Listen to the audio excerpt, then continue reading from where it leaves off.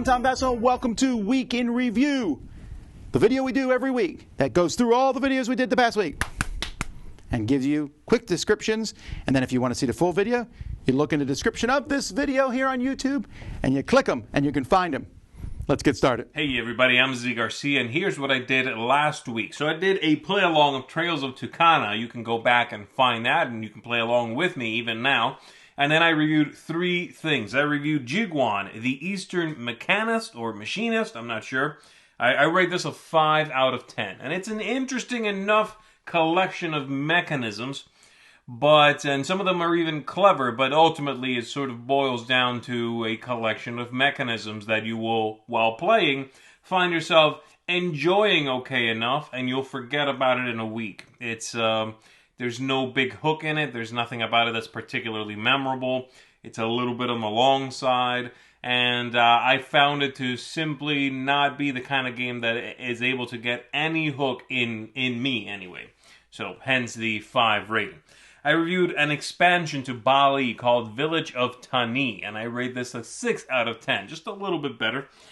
It's not as good as the first expansion to the game. That one had a lot of positive reinforcement, a lot of interesting stuff going on that gave you more clever things. This one gives you some new choices, but it's got some negative reinforcement, or at least some punishment if you don't complete specific things. So if you like that kind of idea in a game, you must do this or you will not score at all in the game, then this might be a good one for you. And then lastly, I reviewed a small card game called In Front of the Elevators, which I also rate a 6 out of 10. This is from a company called Drachensachen. Most of their games are very original themes, which this one has, and an original feel, which this one does not have. I found it to be, as a card game, a fairly decent one, but largely, again, lacking originality. And the best thing I can say about it is that the game feels nostalgic, even though it's a brand new game. It feels like a game that was made decades ago, and that's kind of, there's something charming about that. I really enjoyed that aspect of it. So there you go. That's it for me. Thanks, everybody. I'll see you on the next one. Hey there, everybody. It's DiLisio. This week I did 2 videos. First, I did a review for the solo mode of Parks, a lovely little game where you are visiting as many national parks as possible and sharing the path with some forest rangers. I gave that a 7 and a seal of approval. And then I did a video that wasn't quite a review. It was really just an overview and first impressions of the newly released solo rules for Arcadia Quest from Command Games. So there you have it. Let's keep it moving. Hey gamers, this is Davidson from Beyond Solitaire, and I reviewed 2 games for the Dice Tower this week. The first one I reviewed was Atlantis Rising, 2nd edition from Elf Creek Games. It is a cooperative worker placement game where you and your fellow players, if you choose to accept those, are trying to activate a power core and get your people off of the island of Atlantis before it sinks. You have to take a lot of risks, you have to use a lot of die modification powers, and overall it is a great time, and the game is a beautiful production. The other game I reviewed is Field Commander Alexander from Davidson Games. In Field Commander Alexander, you are Alexander, commanding your armies and kind of doing a broad strokes trip through your amazing military career. You can either play one of 4 separate scenarios, or you can link them together into a large campaign. And while I have some doubts about the game's replayability, I do think it's a fantastic introduction to wargaming for people who are curious but don't want to be overwhelmed. And that's my week in review. Okay, so for me, first of all, we have Bananagrams Party. Can you believe I've never played Bananagrams before? I finally did. I hate it. Bananagrams Party, I hate even more because it adds a bunch of weird randomness to it.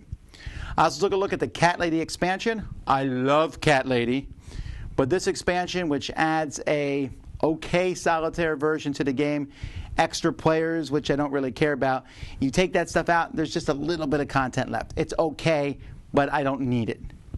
Drachensachen, this is a kind of wipe all the cards out from in front of you, get rid of all your cards, an Uno style game. It's cute, but it's very same in the other games in this genre. Rail Pass, I like it. Not for everybody, though. A game where you're passing trains around a table, holding cubes and putting them back and forth real time without dropping stuff, but at the same time trying to figure out how to get what cubes to where. Crazy, weird game that I found to be entertaining. Zen Garden. Spiel des Jahres bait for sure. This is a tile drafting game where you're going to be taking tiles and placing them in front of you and then scoring points in like 10 different ways. And whoever has most points at the end wins. But it works really well. It's smooth, offers you some interesting choices without being too overwhelming. Metro X. This is a flip and write game. I think this one stands out from many of the games in this genre. As you go through subway stations, it's tricky and it plays really well solo. And then finally, Monumental. This was the big review of the week. Really enjoyed this game. I really think my rating is going to go up as time goes by. And I took a look at the expansion Monumental Lost Kingdoms. This is a deck building city 4X style game. It's medium weight, takes up a ton of table space, but there's a lot going on that I found to be interesting. The different factions were really cool. Fantastic production. Really cool game, Monumental. I also did a quick overview, first impressions of Oniram, Friday, and Coffee Roaster, since I'd played them during my solo marathon the week before, so I want to give my thoughts on each of those. And I started a new series about me playing apps against other people. Hearthstone, Le Havre, and Race for the Galaxy. This is a series that I intend to continue as time goes by, where I'll play through the app. You can see how the game works, see how the app works, and I give you some thoughts on that.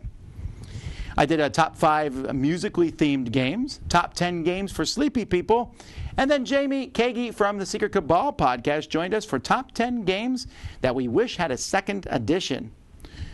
My 10,000 and below series, I kept working through that, and we are, as always, did our top, our daily chats at 9 o'clock each night. Lots of stuff. I hope you enjoyed it. Thanks for watching Week in Review. Until next time, I'm Tom Vasel.